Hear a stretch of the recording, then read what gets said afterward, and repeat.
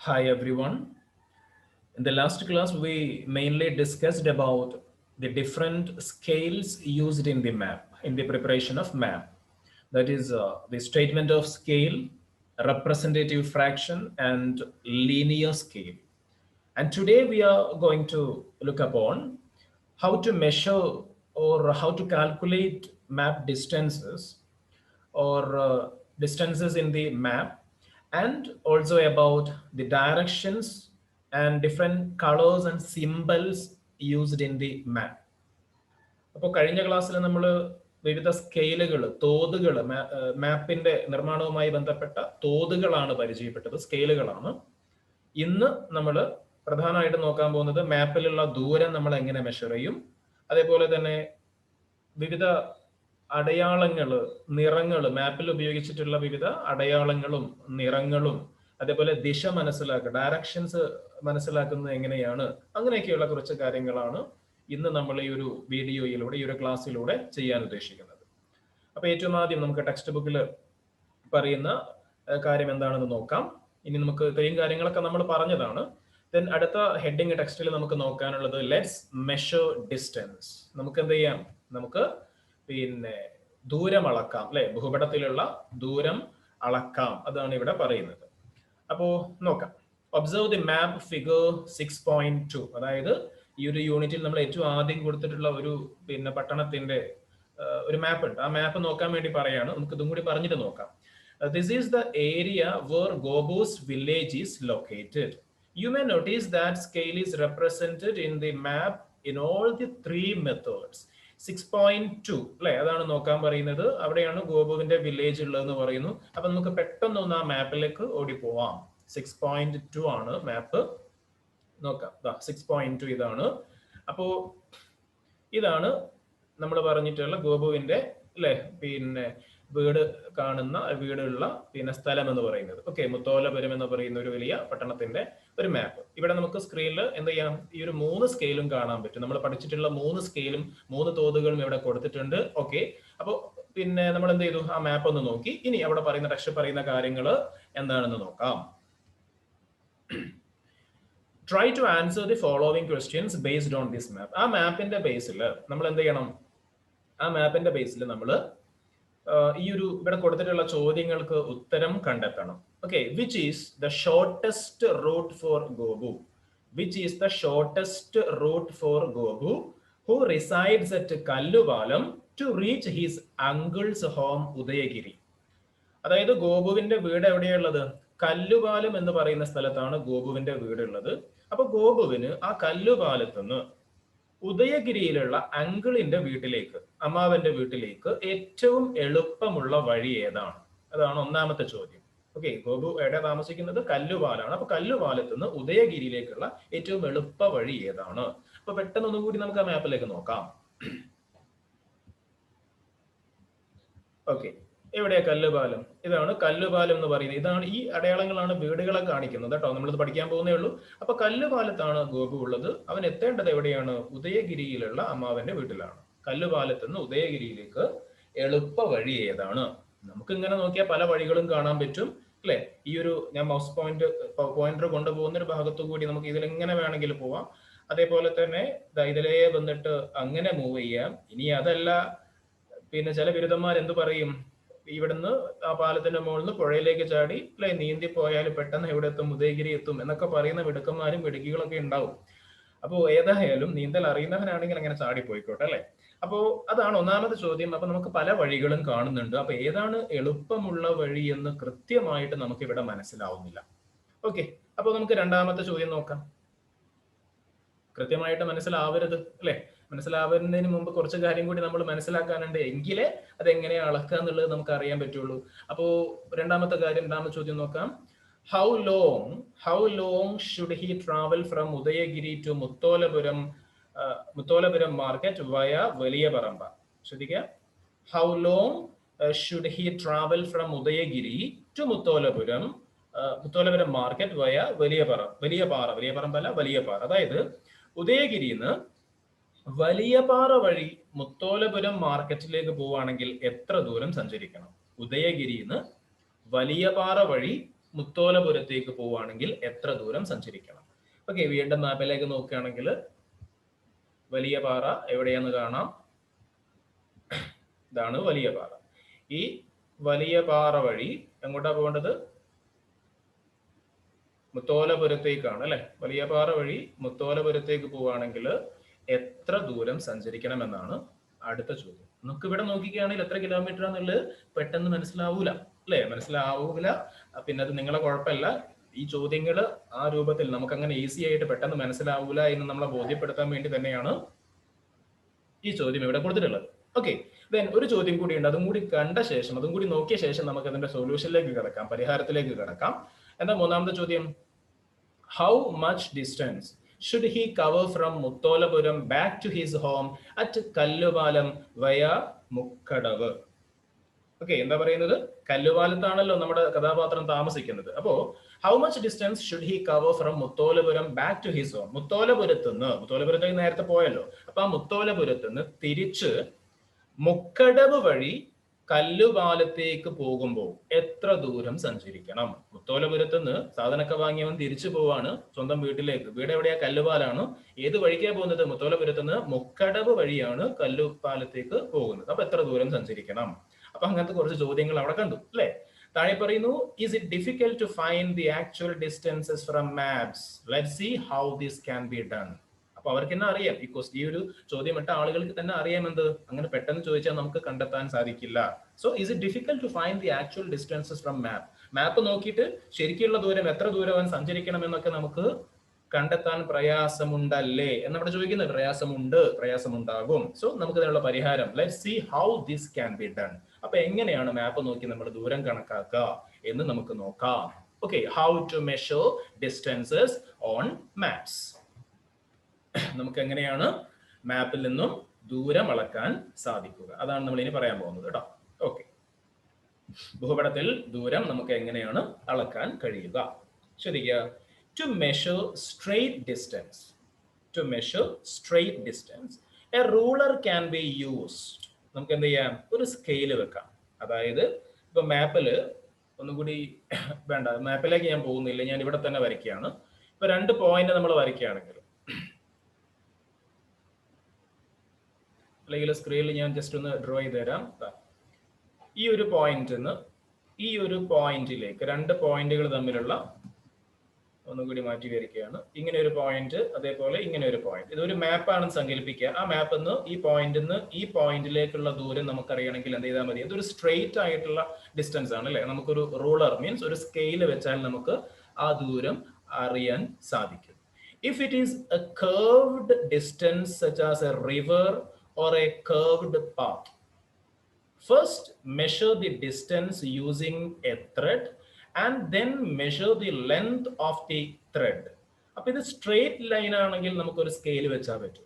ഇനി ഇങ്ങനെയുള്ള ഒരു സ്ഥലം വിചാരിക്കും, ഇങ്ങനെയുള്ള ഒരു വഴിയാണ് നമുക്ക് അറിയേണ്ടത്, ഈ ദൂരം അറിയേണ്ടത്. ഈ പോയിന്റ് ഇതിലെങ്ങനെ വരച്ച ഈ ലൈൻ വരച്ചിട്ടുള്ള അതേ സ്ഥലത്ത് കൂടി നമുക്ക് വന്നിട്ട് അവസാനം ഇവിടെ എത്തുമ്പോൾ എത്ര ഡിസ്റ്റൻസ് ഉണ്ട്? ഒരു കർവ്ഡ് ലൈൻ, സ്ട്രെയിറ്റ് അല്ല, കർവ്ഡ് ലൈനാണ്. റിവർ ഒക്കെ അങ്ങനെ ഉണ്ടാവും, നമുക്കറിയാലോ അല്ലെ. റിവേഴ്സിന്റെ ദൂരമൊക്കെ ആണെങ്കിൽ അപ്പൊ നമുക്ക് സ്കെയിൽ വെച്ചാൽ സ്കെയിൽ ഇങ്ങനെ മടക്കി വെക്കാൻ പറ്റുമോ? പൊട്ടിപ്പോകും, ബുദ്ധിമുട്ടാണ്, ഡിഫിക്കൽട്ട് ആണ്. അപ്പൊ അങ്ങനെയുള്ള സ്ഥലമാണെങ്കിൽ നമ്മൾ എന്ത് ചെയ്യുക? സ്ട്രെയിറ്റ് ലൈൻ ആണെങ്കിൽ നമുക്ക് നേരത്തെ പറഞ്ഞതുപോലെ എന്ത് ചെയ്താൽ മതി? ഒരു റൂളർ അപ്ലൈ ചെയ്താൽ മതി.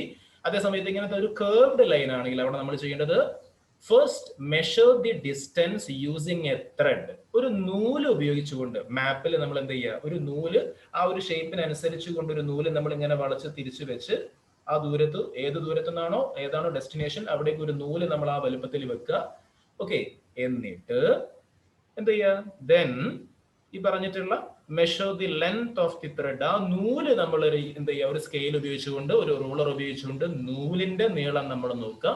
അപ്പൊ അതിന്റെ ഡിസ്റ്റൻസ് കിട്ടും. ഓക്കെ, ക്ലിയർ ആയി എന്ന് വിചാരിക്കുന്നു. ഞാനിതൊന്ന് ക്ലിയർ ചെയ്യാണ്, സ്ക്രീനിലുള്ള കാര്യം ക്ലിയർ ചെയ്യട്ടെ. ഓക്കെ, ഇനി ബാക്കി പറയുന്ന കാര്യം ശ്രദ്ധിക്കാം.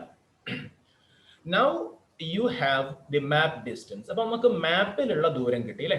മാപ്പിലുള്ള ദൂരം അല്ലല്ലോ ശരിക്കുള്ള ഭൂമിയിൽ ഉണ്ടാവുക. അപ്പൊ മാപ്പിലുള്ള ദൂരം കിട്ടി. Then what should be done to find the actual distance? ഇനി ശരിക്കും ഭൂമിയിൽ എത്ര ദൂരമുണ്ട് എന്ന് കണ്ടെത്താൻ എന്താ ചെയ്യുക? മാപ്പിലുള്ള ദൂരം നമുക്ക് കിട്ടി. ഇനി ശരിക്കുള്ള ഒറിജിനൽ ഭൂമിയിൽ, റിയൽ എർത്തിൽ എത്രയാണ് ഡിസ്റ്റൻസ് എന്നറിയാൻ For this, the map distance should be multiplied with the proportionate ground distance shown in the map scale.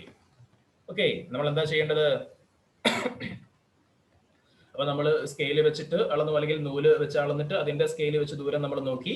അങ്ങനെയൊക്കെ ചെയ്ത ശേഷം നമ്മൾ ചെയ്യേണ്ട കാര്യം, ഭൂപടത്തിൽ കണ്ടെത്തിയിട്ടുള്ള ഒരു ദൂരമുണ്ടല്ലോ, ആ ദൂരത്തെ സ്കെയിലിലെ അല്ലെങ്കിൽ തോതിലെ ആനുപാതിക ദൂരം കൊണ്ട് ഗുണിക്കുകയാണ് നമ്മൾ വേണ്ടത്. Okay, the map distance should be multiplied, ഗുണിക്കുക, map distance should be multiplied with the proportionate ground distance shown in the map scale. Example പറഞ്ഞാൽ പെട്ടെന്ന് മനസ്സിലാവും. താഴെ പറയുന്നു, ഇപ്പോ നമ്മൾ ഒരു മാപ്പിൽ നമ്മൾ സ്കെയിൽ വെച്ച് നമ്മൾ അളന്നപ്പോൾ scale of the map is 1 centimetre to 5 kilometre. അപ്പോൾ നമ്മൾ 3 സ്കെയിലുകൾ പഠിച്ചല്ലോ നമ്മൾ. അതിൽ ഏറ്റവും ആദ്യത്തെ സ്റ്റേറ്റ്മെന്റ് ഓഫ് സ്കെയിൽ പ്രകാരം ഒരു മാപ്പിന്റെ സ്കെയിൽ ഇങ്ങനെയാണ്, അതായത് 1 സെന്റിമീറ്റർ ടു 5 കിലോമീറ്റർ. അതിനർത്ഥം മാപ്പിൽ 1 സെന്റിമീറ്റർ എന്ന് പറഞ്ഞാൽ ശരിക്കുള്ള ഭൂമിയിൽ 5 കിലോമീറ്റർ ആണ്. ഓക്കെ, അപ്പൊ അങ്ങനെയുള്ള ഒരു മാപ്പിൽ, ഈ ഒരു സ്കെയിൽ അപ്ലൈ ചെയ്യുന്ന മാപ്പിൽ നമ്മളൊരു ഒരു പോയിന്റിൽ നിന്ന് മറ്റൊരു പോയിന്റിലേക്കുള്ള ദൂരം നമ്മൾ മെഷർ ചെയ്തപ്പോൾ മാപ്പിൽ നമുക്ക് കിട്ടിയ ദൂരം, ഇപ്പോൾ suppose the distance from A to B in the map is 4 centimetre. Okay, ഒരു മാപ്പിൽ എ എന്ന് പറയുന്ന ഒരു പോയിന്റിൽ നിന്ന് ബി എന്ന് പറയുന്ന ഒരു പോയിന്റിലേക്കുള്ള ദൂരം എത്രയാണ്? മാപ്പിൽ 4 സെന്റിമീറ്റർ ആണ്. അപ്പൊ ശരിക്കുള്ള ഭൂമിയിൽ എത്രയാവും? Then the actual distance from A to B is equal to 4 into 5 kilometer, that is 20 kilometer. നമ്മൾ പറഞ്ഞു നേരത്തെ ആ മാപ്പിന്റെ സ്കെയിൽ എന്താ? 1 സെന്റിമീറ്റർ ആ മാപ്പിൽ ശരിക്കുള്ള ഭൂമിയിൽ 5 കിലോമീറ്റർ ആണ്. അപ്പൊ നമ്മുടെ ദൂരം നമ്മൾ സ്കെയിൽ വെച്ച് അളന്നപ്പോൾ നമുക്ക് കിട്ടിയ ദൂരം എത്രയാണ്? 4 സെന്റിമീറ്റർ ആണ്. അപ്പോ 1 സെന്റിമീറ്ററിന് 5 കിലോമീറ്റർ ആണെങ്കിൽ 4 സെന്റിമീറ്ററിന് 4 into 5 20 കിലോമീറ്റർ. ഓക്കെ, അപ്പൊ ശരിക്കുള്ള റിയൽ ഡിസ്റ്റൻസ് എത്രയാണ്? 20 കിലോമീറ്റേഴ്സ്. അപ്പൊ എളുപ്പത്തിൽ നമുക്ക് കണ്ടുപിടിക്കാൻ സാധിക്കും മാപ്പ് ഡിസ്റ്റൻസ് അല്ലെ? മാപ്പ് നമ്മൾ എന്ത് ചെയ്യുക? മാപ്പിൽ ഒരു പോയിന്റ് അടുത്ത പോയിന്റിലേക്കുള്ള ദൂരം കാണുക. സ്ട്രെയിറ്റ് ലൈൻ ആണെങ്കിൽ ജസ്റ്റ് സ്കെയിൽ വെച്ചാൽ മതി. ഇനി കേർവ്ഡ് ലൈൻ ആണെങ്കിൽ, കേർവ്ഡ് പാത്ത് ആണെങ്കിൽ നമ്മൾ ഒരു ത്രെഡ് വെച്ച് ആ ദൂരം മെഷർ ചെയ്തിട്ട് പിന്നീട് ആ ത്രെഡിന്റെ നീളം നമ്മൾ എന്ത് ചെയ്യുക? നോക്കുക. എന്നിട്ട് അതിന്റെ സ്കെയിൽ എങ്ങനെയാണോ, ചിലപ്പോൾ 1 സെന്റിമീറ്റർ ടു 10 കിലോമീറ്റർ എന്നായിരിക്കും ഉണ്ടാവുക. അങ്ങനെയാണെങ്കിൽ 4 സെന്റിമീറ്റർ വന്നാൽ 4 into 10, 4 into 10 40 കിലോമീറ്റർ ആയിരിക്കും. ഓക്കെ, അപ്പൊ എളുപ്പത്തിൽ തന്നെ നമുക്ക് മാപ്പ് ഡിസ്റ്റൻസ് കണ്ടെത്താൻ വേണ്ടി സാധിക്കും. ഇവിടെ ഇടതുഭാഗത്ത് ഒരു എക്സ്ട്രാ റീഡിങ്ങിന്റെ ബോക്സ് കൊടുത്തിട്ടുണ്ട്. The pioneers who surveyed India എന്ന് വെച്ചാൽ നമ്മുടെ ഇന്ത്യയെ ആദ്യമായിട്ട് അളന്നിട്ടുള്ള, ശാസ്ത്രീയമായി അളന്നിട്ടുള്ള ആളുകളെ പറ്റി പറയാണ്. 2 ആൾക്കാരെ പേരാ നിങ്ങൾക്ക് കാണാൻ പറ്റുക. ഒന്ന് വില്യം ലാംപ്ടൺ, അദ്ദേഹത്തിന്റെ നേതൃത്വത്തിലാണ് ഈ ഒരു സർവേ തുടങ്ങി വെച്ചത്. എപ്പോഴാ? 1800 AD-ലാണ്. അതായത് 1800, ഇപ്പൊ നമ്മൾ 2020 AD ആണ്. 1800 AD-ലാണ് തുടങ്ങി വെച്ചത്. ഏകദേശം 50 വർഷങ്ങൾ എടുത്തുകൊണ്ടാണ് കംപ്ലീറ്റ് ചെയ്തത്. അത് കംപ്ലീറ്റ് ചെയ്യുമ്പോഴേക്കും ആള് മാറി. ആരായിരുന്നു? ജോർജ് എവറസ്റ്റ് ആണ് അത് കംപ്ലീറ്റ് ചെയ്യുമ്പോൾ അതിന്റെ ചുമതലയിൽ ഉണ്ടായിരുന്നത്. അങ്ങനെയാണ് ഈ ഒരു ഹിമാലയ പർവ്വത നിരകളൊക്കെ ഈ ഒരു സർവേയിലാണ് ആദ്യമായിട്ട് അതിന്റെ ദൂരവും കാര്യങ്ങളൊക്കെ രേഖപ്പെടുത്തുന്നത്. അതുകൊണ്ട് തന്നെയാണ് ആ ഹിമാലയ പീക്കിലുള്ള ഏറ്റവും ഉയർന്ന, അല്ലെങ്കിൽ ഹിമാലയൻ മൗണ്ടൻ റേഞ്ചസിൽ ഏറ്റവും ഉയർന്ന പീക്കിന് നമ്മൾ എവറസ്റ്റ്, ഇദ്ദേഹത്തിന്റെ പേര് കൊടുക്കുന്നത്. ഓക്കെ, നമുക്കറിയാലോ എവറസ്റ്റ് കൊടുമുടി എന്ന് നമ്മൾ പറയുന്ന ആ ഒരു കൊടുമുടി ഇദ്ദേഹത്തിന്റെ പേരിൽ നിന്ന് ലഭിച്ചതാണ്. എക്സ്ട്രാ റീഡിംഗ് ആണ്, അതുകൊണ്ട് നമ്മൾ അതിന്റെ കൂടുതൽ ഡീറ്റെയിൽസിലേക്ക് കടക്കുന്നില്ല. ഓക്കെ, ദെൻ ഇനി നമുക്ക് പഠിക്കാനുള്ള കാര്യം, അതിന്റെ തുടർച്ചയായിട്ട് കുറച്ച് കാര്യം കൂടി ഇവിടെ പറയുന്നു. You might have understood how to find the actual distances by measuring the map distances. Now can you find the distance travelled by Gobu. നമ്മൾ നേരത്തെ ഒരു 3 ചോദ്യങ്ങൾ ചോദിച്ചിരുന്നല്ലോ. ആ ചോദ്യങ്ങൾക്കുള്ള ഉത്തരം ഇനി നിങ്ങൾക്ക് എന്ത് ചെയ്യാൻ പറ്റും? നിങ്ങളുടെ ടെക്സ്റ്റ് ബുക്കിൽ നൂല് വെച്ചുകൊണ്ടും അല്ലെങ്കിൽ സ്കെയിൽ വെച്ചുകൊണ്ടൊക്കെ എന്ത് ചെയ്യാൻ പറ്റും? അളന്ന് നോക്കി ദൂരം കണ്ടെത്തി നമുക്ക് നേരത്തെ പറഞ്ഞതുപോലെ അല്ലെ, ഇൻറ്റു 5 ആണെങ്കിൽ 5, ഇൻറ്റു 10 ആണെങ്കിൽ 10, ആ രൂപത്തിൽ ചെയ്താൽ നമുക്ക് നേരത്തെ ചോദിച്ച 3 ചോദ്യങ്ങൾക്കുമുള്ള ഉത്തരം കണ്ടെത്താൻ സാധിക്കും. അപ്പൊ നിങ്ങൾ അത് വീട്ടിൽ നിന്ന് ചെയ്ത് നോക്കാം. ഓക്കെ, ഇവിടെ മറ്റൊരു എക്സ്ട്രാ റീഡിങ്ങിന്റെ ബോക്സ് കൊടുത്തിട്ടുണ്ട്, ദി സർവേ ഓഫ് ഇന്ത്യ. എന്റെ അഭിപ്രായത്തിൽ ഇത് എക്സ്ട്രാ റീഡിംഗ് ആയി കൊടുക്കേണ്ടതല്ല, നിങ്ങൾ നിർബന്ധമായിട്ടും പഠിക്കേണ്ട ഒരു കാര്യമാണ്. അതായത് നമ്മുടെ രാജ്യത്ത് ശ്രദ്ധിക്കുക, the survey of India is the agency responsible for making, scrutinising and publishing maps in our country. എന്ന് വെച്ചാൽ ഭൂപടങ്ങൾ ആർക്കെങ്കിലും ഒക്കെ ഉണ്ടാക്കാൻ പറ്റൂല. അതിന് ബന്ധപ്പെട്ട ചില അതോറിറ്റി ഉണ്ട് അല്ലെ? നമ്മുടെ രാജ്യത്ത്, ഇന്ത്യ രാജ്യത്ത് ഭൂപടങ്ങൾ നിർമ്മിക്കാനും അത് പരിശോധിക്കാനും പ്രസിദ്ധീകരിക്കാനും ഒക്കെ ചുമതലപ്പെട്ടിട്ടുള്ള കേന്ദ്ര സർക്കാർ ഏജൻസിയാണ് ഇത്, സർവേ ഓഫ് ഇന്ത്യ. നമ്മുടെ രാജ്യത്ത് മാപ്പുകളുടെ നിർമ്മാണവും അതിന്റെ മെയിൻ്റനൻസും കാര്യങ്ങളൊക്കെ ആരാണ്? സർവേ ഓഫ് ഇന്ത്യ എന്ന് പറയുന്ന സ്ഥാപനമാണ്. ഓക്കെ, അപ്പോൾ അതൊരു എക്സ്ട്രാ റീഡിംഗ് ആണെങ്കിലും നിങ്ങൾ കാലവും ഓർത്ത് വെക്കേണ്ട ഒരു GK ആണ് എന്ന് ഓർമ്മപ്പെടുത്തുന്നു. Like the scales, the directions in the map are also important in map reading. Map reading ഈ സ്കെയിൽസ് പോലെ തന്നെ ഇമ്പോർട്ടൻ്റ് ആണ് എന്ത് ഡയറക്ഷൻ. അത് മാപ്പിൽ മാത്രമല്ല നമ്മുടെ ജീവിതത്തിൽ തന്നെ വളരെ ഇമ്പോർട്ടൻ്റ് ആണ് ഡയറക്ഷൻസ്. ദിശ അറിയുക, വടക്കേതാ തെക്കേതാ അല്ലെങ്കിൽ നോർത്ത് ഏതാണ് സൗത്ത് ഏതാണ് അല്ലെ, ഇതൊക്കെ നമ്മൾ അറിഞ്ഞിരിക്കണം നിർബന്ധമായിട്ടും. Let's see how the directions are determined. അപ്പൊ മാപ്പിൽ എങ്ങനെയാണ് ഈ ഡയറക്ഷൻസ് കാണിക്കുന്നത് എന്നാണ് നമ്മൾ ഇവിടെ നോക്കുന്നത്. Directions in maps. ഓക്കെ, അടുത്ത പ്രധാനപ്പെട്ട ഒരു സംഭവമാണ് മാപ്പുമായി ബന്ധപ്പെട്ട പിന്നെ ഭൂപടങ്ങളിലുള്ള ദിശ, ഡയറക്ഷൻസ്. ഇവിടെ നിങ്ങൾക്ക് ഒരു മാപ്പ് കാണാം. You have learn that direction is one of the essential factors in maps. See the map below. താഴെയുള്ള ഒരു ഇന്ത്യയുടെ മാപ്പ് നോക്കുക നിങ്ങൾ.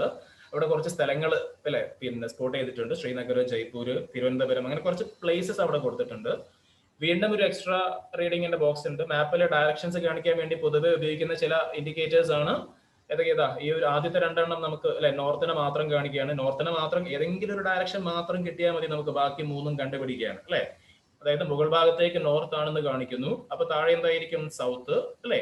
ഇതിന്റെ റൈറ്റ് സൈഡിൽ എന്തായിരിക്കും ഈസ്റ്റ്, ഇവിടെ വെസ്റ്റ് അല്ലെ. ഇതാ ഇവിടെ കൊടുത്തിട്ടുണ്ട് ഒന്നും കൂടി ഡീറ്റെയിൽഡ് ആയിട്ട്. ഇവിടെ നോർത്ത്, താഴെ സൗത്ത്, ഇവിടെ വെസ്റ്റ് ആണെങ്കിൽ അപ്പുറത്ത് ഈസ്റ്റ്. ഓക്കെ, അപ്പൊ ഡയറക്ഷൻ തെറ്റാണ്ട് അതിന്റെ മലയാളം പറയുകയാണെങ്കിൽ നോർത്ത് എന്ന് പറയുമ്പോൾ വടക്ക്, സൗത്ത് എന്ന് പറയുമ്പോൾ തെക്ക്, വെസ്റ്റ് എന്ന് പറയുമ്പോൾ പടിഞ്ഞാറ്, ഈസ്റ്റ് എന്ന് പറയുമ്പോൾ കിഴക്ക്. ഓക്കെ, അപ്പൊ ഇന്ത്യയുടെ ഒരു മാപ്പ് ഇവിടെ കൊടുത്തിട്ടുണ്ട്. താഴെ ഒരു ബോക്സും കൊടുത്തിട്ടുണ്ട്. അത് നമ്മൾ മാപ്പ് നോക്കി ചെയ്യാനുള്ള കാര്യമാണ്. അപ്പോൾ താഴെ പറയുന്ന കാര്യം വായിച്ചു നോക്കാം. A few cities in India are marked on the map. Try to identify the location of these cities based on the direction.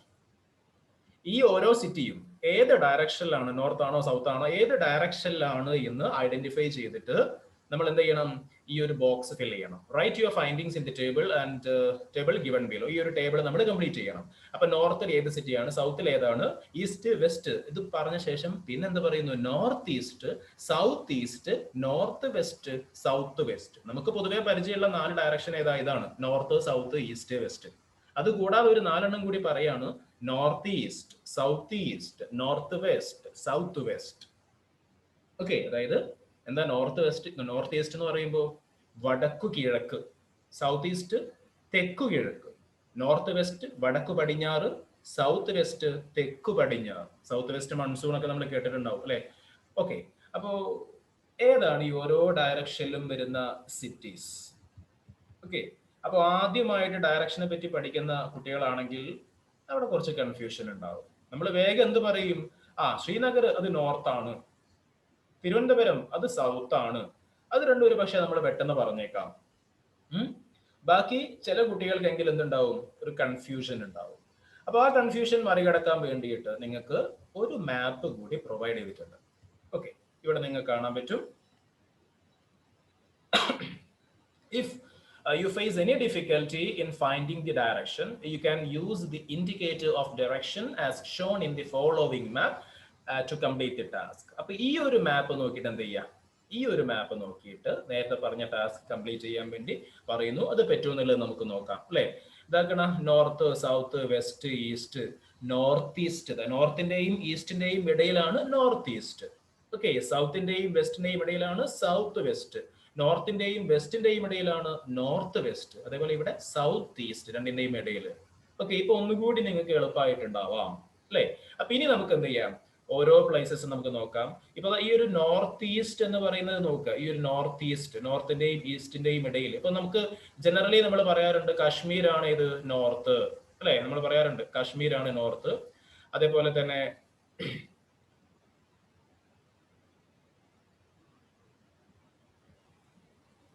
Kolkata എന്ന് പറയുന്ന സംഭവം നമുക്ക് ഈസ്റ്റ് ബംഗാൾ, വെസ്റ്റ് ബംഗാൾ എന്ന് പറയുന്ന ഭാഗമാണ്, വെസ്റ്റ് ബംഗാളാണ് ഇത് കൊൽക്കത്ത. ഈ ഒരു ഭാഗം നമ്മൾ എന്ത് പറയാറുണ്ട്, നമ്മൾ ഈസ്റ്റ് എന്ന് പറയാറുണ്ട്, നോർത്ത് ഈസ്റ്റ്. ഓക്കെ, അപ്പോ അതിന്റെ ഇടയിൽ, രണ്ടിന്റെ ഇടയിലായിട്ടുള്ള ഈ സ്റ്റേറ്റ്സിനെ, ഓക്കെ, ഇങ്ങനെ കുറച്ച് സ്റ്റേറ്റ്സ് അവിടെ ഉണ്ട് അല്ലെ, സിക്കിം, മണിപ്പൂർ, ത്രിപുര, അങ്ങനെയുള്ള കുറച്ച് സ്റ്റേറ്റ്സ്, അരുണാചൽ പ്രദേശ് അല്ലെ, നാഗാലാൻഡ്, അങ്ങനെ കുറച്ച് സ്റ്റേറ്റ്സ് ഈ ഒരു ഭാഗത്തുണ്ട്.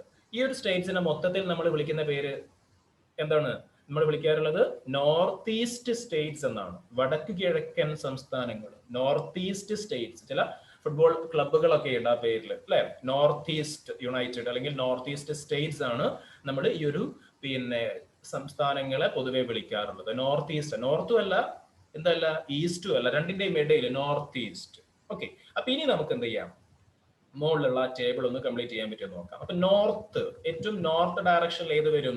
നോർത്തില് ശ്രീനഗർ വരും. സൗത്തില് നമുക്ക് നോക്കാം, ഇതാ സൗത്ത് ഇവിടെയാണ്, സൗത്തിന്റെ നേരെ താഴോട്ട് നോക്കിയാൽ തിരുവനന്തപുരം വരുന്നുണ്ട്. അതേപോലെ തന്നെ ഈസ്റ്റും വെസ്റ്റും അടുത്ത് അറിയാനുണ്ട്. ഈസ്റ്റ് ഏതാ വരുന്നത്? ഈസ്റ്റ് കൊൽക്കത്തയാണ് വരുന്നത്. ഈസ്റ്റ് കൊൽക്കത്ത വരും. പിന്നെ വെസ്റ്റില് ഇവിടെ പ്ലേസസ് ഒന്നും കൊടുത്തിട്ടില്ല എന്ന് പറയാം. ഓക്കെ, വെസ്റ്റിൽ ഇവിടെ ഗുജറാത്തിന്റെ ഈ ഒരു ഭാഗമാണ് വെസ്റ്റ് ആയിട്ട് വരിക. പക്ഷെ അവിടെ എന്ത് ചെയ്തില്ല, അവിടെ പ്ലേസസ് ഒന്നും കൊടുത്തിട്ടില്ല. അതുകൊണ്ട് വെസ്റ്റ് തൽക്കാലം നമുക്ക് അവിടെ ബ്ലാങ്ക് ആക്കി ഇടാം. അടുത്ത പോയിന്റ് നോക്കാം. ഇപ്പൊ വെസ്റ്റ് തൽക്കാലം ബ്ലാങ്ക് ആണ്. ദെൻ നോർത്ത് ഈസ്റ്റ്, നോർത്തിന്റെയും ഈസ്റ്റിന്റെയും ഇടയിൽ ഇതാ ലക്നൌവിനെ നമുക്ക് എന്ത് ചെയ്യാം, നോർത്ത് ഈസ്റ്റ് ആക്കിയിട്ട് പറയാം. നോർത്ത് ഈസ്റ്റ്, നോർത്തിന്റെയും ഈസ്റ്റിന്റെയും ഇടയിൽ, ഈസ്റ്റ് കൊൽക്കത്തയാണ്, നോർത്ത് ശ്രീനഗറാണ്, രണ്ടിന്റെ ഇടയിൽ ലക്നൗ നോർത്ത് ഈസ്റ്റ്. ഇനി അടുത്ത ഏതാ? South east. അപ്പൊ സൗത്ത് നോക്കുക, ഇത് സൗത്ത് ആണ്, ഇത് ഈസ്റ്റ് ആണ് അല്ലെ, കൊൽക്കത്ത. അപ്പൊ സൗത്തിന്റെയും ഈസ്റ്റിന്റെയും ഇടയിൽ വിശാഖപട്ടണം, സൗത്ത് ഈസ്റ്റില് വിശാഖപട്ടണം. ഇനി നോർത്ത് വെസ്റ്റ് ആണ്, നോർത്ത് വെസ്റ്റ്. അപ്പൊ നോർത്തിന്റെയും വെസ്റ്റിന്റെയും ഇടയിൽ, ഓക്കെ, നോർത്ത് വെസ്റ്റ് ഇവിടെയാണ്, നമ്മൾ പറഞ്ഞു ഒന്നുമില്ലാന്ന്. അപ്പൊ നോർത്തിന്റെയും വെസ്റ്റിന്റെയും ഇടയിൽ നോർത്ത് വെസ്റ്റ് ജയ്പൂർ ആണ് വരുന്നത്. Okay, north west. ഇനി ലാസ്റ്റ് വൺ സൗത്ത് വെസ്റ്റ് ആണ്, തെക്കു പടിഞ്ഞാറ്. തെക്ക് എന്താ? തിരുവനന്തപുരമാണ്. പടിഞ്ഞാറ് നമ്മൾ പറഞ്ഞു, വെസ്റ്റ് നമ്മൾ പറഞ്ഞു ഒന്നുമില്ലാന്ന്. രണ്ടിന്റെ ഇടയിൽ വരുന്ന ഏതാണ്? പനജി. ഇവിടെ ഒന്നുമില്ല എന്ന് പറഞ്ഞ സ്ഥലം ഇല്ല എന്നല്ല, മാപ്പിൽ സ്ഥലങ്ങളൊന്നും കൊടുത്തിട്ടില്ല, അതുകൊണ്ട് നമ്മൾ തൽക്കാലം എഴുതുന്നില്ല. ഓക്കെ, അപ്പൊ ഇവിടെ പനാജിയാണ് ഗോവയിലുള്ള സ്ഥലം അല്ലെ, തലസ്ഥാനം പനജി. അപ്പോ പനജിയാണ് ഇത് സൗത്ത് വെസ്റ്റിലുള്ള സ്ഥലം. അപ്പോ ഡയറക്ഷൻ നിങ്ങൾക്ക് കൃത്യമായിട്ട് മനസ്സിലായി എന്ന് കരുതുന്നു. ബുദ്ധിമുട്ടില്ല, വളരെ എളുപ്പത്തിൽ മനസ്സിലാക്കാൻ പറ്റുന്ന കാര്യം തന്നെയാണ്. ഓക്കെ, ദെൻ അപ്പൊ ഡയറക്ഷൻ നമ്മൾ നോക്കി അല്ലെ. ഏതൊക്കെയാ ഡയറക്ഷൻസ്? ആദ്യത്തെ 4 നോർത്ത്, സൗത്ത്, ഈസ്റ്റ്, വെസ്റ്റ്. പിന്നെ north east, south east, north west, south west. Okay, ഈ ഒരു ചിത്രം നിങ്ങളുടെ മനസ്സിലേക്ക് ഉണ്ടായാൽ മതി, അപ്പൊ കാണാതെ പഠിക്കേണ്ട കാര്യമില്ല. ആദ്യത്തെ 4 നോർത്തും സൗത്തും വെസ്റ്റും ഈസ്റ്റും പഠിച്ചാൽ ബാക്കി 4 ഓട്ടോമാറ്റിക്കായി നമുക്ക് എന്തായും നമ്മുടെ മനസ്സിലേക്ക് വരും. ഇനി അടുത്തത് signs and symbols used in maths. Signs and symbols used in maths എന്ന് വെച്ചാല് നമ്മള് പിന്നെ മാപ്പുകളിൽ ഉപയോഗിക്കുന്ന ഭൂപടങ്ങളിലുള്ള നിറങ്ങളും ചിഹ്നങ്ങളും ഒക്കെയാണ് ഇവിടെ നമ്മൾ പരിശോധിക്കുന്നത്. നിറങ്ങളും ചിഹ്നങ്ങളും ഒക്കെ. ഓക്കെ, അപ്പോ ശ്രദ്ധിക്കാം. Read the following descriptions about an area. ഒരു സ്ഥലത്തെ പറ്റിയുള്ള വിശദീകരണം കൊടുത്തിട്ടുണ്ട്, അല്ലെങ്കിൽ ഒരു പ്രദേശവുമായി ബന്ധപ്പെട്ട ആ പ്രദേശത്തിന്റെ കുറച്ച് ഫീച്ചേഴ്സ് ഇവിടെ കൊടുത്തിട്ടുണ്ട്. എത്ര പോയിന്റ് ഉണ്ട്? കുറെ പോയിന്റ്സ് ഉണ്ട് അല്ലെ. ഒരു പോയിന്റ് 1, 2, 3, 4, 5, 6 ആറോളം പോയിന്റ്സ് ഉണ്ട്. അതിന്റെ ബേസിൽ കുറച്ച് ചിത്രങ്ങളും ഒക്കെ അതും കൊടുത്തിട്ടുണ്ട്. അപ്പോ പറഞ്ഞു പോവുകയാണെങ്കിൽ നമുക്ക് കുറച്ച് ലെങ്തി ആയിട്ട് ആ ക്ലാസ് പോകും. അതുകൊണ്ട് തൽക്കാലം നമുക്ക് ഈ ഒരു ക്ലാസ് ഇവിടെ കൺക്ലൂഡ് ചെയ്തിട്ട് ഈ കാര്യങ്ങൾ നമുക്ക് അടുത്ത ക്ലാസ്സിലേക്ക് എന്ത് ചെയ്യാം, ഡിസ്കസ് ചെയ്യാം. അടുത്ത ക്ലാസ്സിലേക്ക് നമുക്ക് മാറ്റി വെക്കാം. അപ്പൊ തൽക്കാലം ഈ ഒരു ഡയറക്ഷനിൽ നിൽക്കട്ടെ ഇന്നത്തെ ക്ലാസ്. ഓക്കെ, ഈ ഒരു 4+4 8 ഡയറക്ഷൻസ് കൃത്യമായിട്ട് നിങ്ങൾ മനസ്സിലാക്കുക. ഓക്കെ, പിന്നെ ഈ ഒരു എക്സസൈസ്, ഈ ഒരു ടാസ്ക് നിങ്ങൾ കംപ്ലീറ്റ് ചെയ്യുക. ബാക്കിയുള്ള കാര്യങ്ങൾ ഈ പറയുന്ന സയൻസ് ആൻഡ് സിംബൽസ് നമുക്ക് പിന്നെ അടുത്ത ക്ലാസ്സിൽ ഡിസ്കസ് ചെയ്യാം. ഇന്നത്തെ ക്ലാസ് തൽക്കാലം നമുക്ക് എന്ത് ചെയ്യാം, ഇവിടെ കൺക്ലൂഡ് ചെയ്യാം. Okay, thank you.